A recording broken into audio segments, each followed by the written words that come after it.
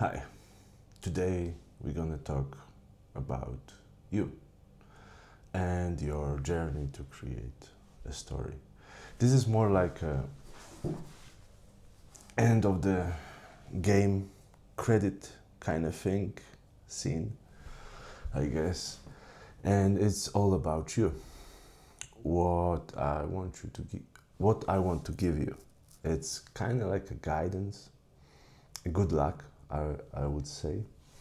And it's about exploring, because the story is about the exploring. It's about exploring something interesting that you are finding interesting. The story is for you, really, for a creator, to make it fun, to make it interesting. When it's interesting for you, then it might be for other people. Of course, you can use like a ready to go structure model, and then you're always going to be 5 out of 10, 6 out of 10. That's pretty solid. But if you want to go over this, so if you want to go a little bit higher, it's always going to be about you, about the creator, and what the creator want to tell other people, or what the creator wanted to explore and now is sharing with other people. So today this is like we did like a basic course on a story and how to tell the story, how to create the story. So this is like the end credit and a little bit secret about the stories. I like to use one comparison, but it's not for everybody, because when I was a child, I had a forest near my house and some fields, so nature. I had a nature, and I could explore this nature as a kid, because when I was a kid, you just say like, "Oh, I go with my friends," and you just go out from your home without phone, without anything. Nobody knew where you are, and you were just exploring with adrenaline in your veins. Now it's a little bit different. But it still can happen. I understand that most of the people are now born in the cities, so we're gonna do the parallel two worlds, and this is gonna be about really about exploring you and exploring your story. But it's very simple. It's like a mystic kind of thing. Um, yeah, it's like a paraphrase, I would say. So, as a child, you explore first time the world, like very strong memory of exploring the outside world, outside of your home, outside of your kitchen. It's very, very important moment in our life. In every person's life, it's a very important moment. So I'm gonna do the forest first, and then I'm gonna do the urban area exploring, and then I'm gonna tell you why this is really a story, and building a story and creating a story, and how you are in this story, in the story. So the first time when we go to the woods, to the forest, we don't know. We don't know the way. We don't know what this forest is. We don't know the danger. We don't know the fun. We know nothing. And this fear of unknown. Sometimes we're gonna stand just in the front of the forest and we're gonna look at the forest. It's a little bit like staring at the abyss. But we don't go in from the fear of losing our life, from the fear of unknown, from the fear that we don't know ourselves, and we don't know how we're going to behave in this situation of danger, for example, or we don't know, is it a fun? We don't know anything, actually. And this unknown and the fear of unknown is blocking us from exploring the forest. The moment that you put your foot in the forest, you see that you don't die. You're like, oh, I made the first step. Nothing happens. None of the wild animals come and attack me, and everyone said it was so dangerous. Okay, you make the second step, the third step, nothing happens. You don't die, no danger come. You see the light that comes through the leaves in the forest. You see the grass that is maybe just in a part of the forest where only the light is. You see some maybe small animals like a mouse or something, but that's it. You hear the birds and you see the birds. Maybe if it's season, you can see some mushrooms or something growing like a wild mushrooms. Poisonous, probably. But you see this. And you made like 3 steps only. And this is the beginning of the exploration. And you didn't die. At this point, you can come back out from the forest. You can stand and look at the forest, and it's called looking at the abyss of looking at the unknown. And you look at it like, oh, nothing happened, and now it's I'm still alive, but I know something new. I explored something new, and this adrenaline, this excitement will stay with you, because this combination of adrenaline, epinephrine, and dopamine, this will stay with you forever. So you go again to the forest and you explore it, and maybe if you are like an older child, you can read in the books about this area of the world and what danger there is in this area, and you do the research. Oh, maybe there's a wildcat, maybe there's a I don't know, hog, wild hog, maybe there is a moose or deer or something, or maybe it's just like a small forest where not a lot of animals lives. Maybe there's a smally like a pound where the ducks are living or something. Like you digest the information from the outside, and you start to know more about this forest that is interested for you. And then you go again, because you know there's no really danger. Like you read about it, and the most, for example, the most dangerous animals, they are like maybe deer, maybe some, I don't know, like a wolf maybe, but maybe one, maybe fox. So yeah, so you know more, and you go into the forest again, and you go a little bit further, and you try to remember your road. You create a map in your head, and every time you go, you usually go with the same road, same path, and you try to stay on your path because you know your path. And sometimes there is like a glimpse of light just aside of your path, and you wonder what is there, why the light is just shining exactly there. And sometimes you go there and you explore unknown again, and you feel like you felt this first time when you were standing in front of the forest.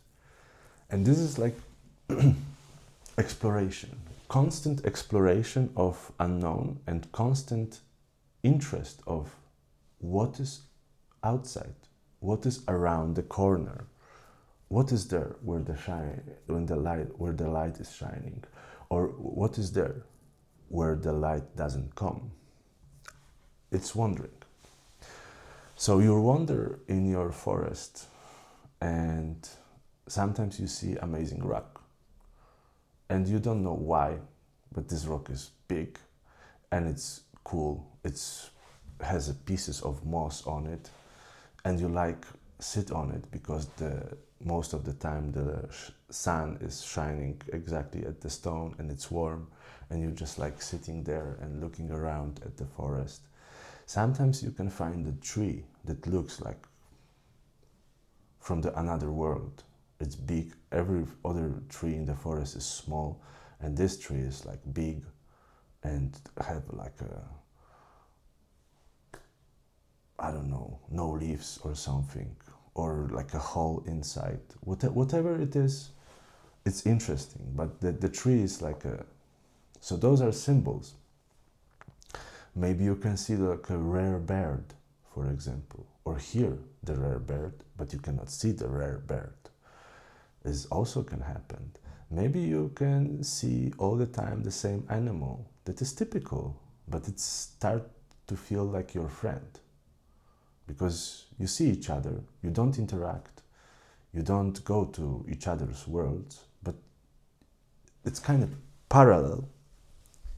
The animal is here, you are here, you never cross the path, but you are kind of doing this journey through this forest together. And maybe there's going to be something spectacular, like a waterfall or like a cliff or something. Maybe there's going to be. So this is the exploring the forest.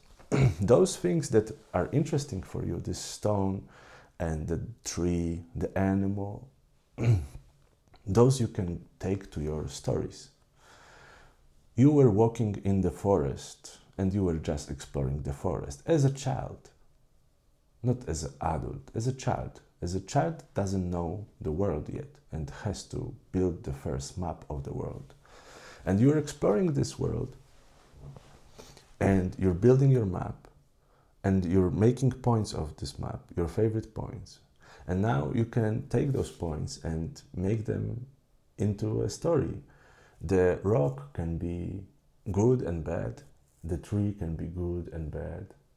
The deer that you see, it can be good and bad. Maybe it's a fox. Maybe you're walking along the fox and you know exactly that's the same fox. It always looks at you, kind of like run after me and runs away, but it stops and look back. Are you going? Maybe it's something like this. So this rock you can make like into your story, that this rock is like something that children are playing on, and they are making they bring the paint and they are making some paintings, and I don't know, maybe they paint some hearts and sun and something like basic symbols that we see throughout all the history.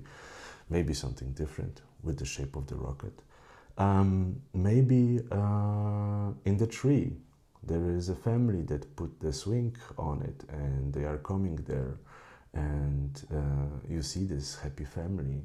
They have 2 children and there's a father and there's a mother, and they are standing in the front of the tree and they are pushing their children on the swing and they are looking at each other.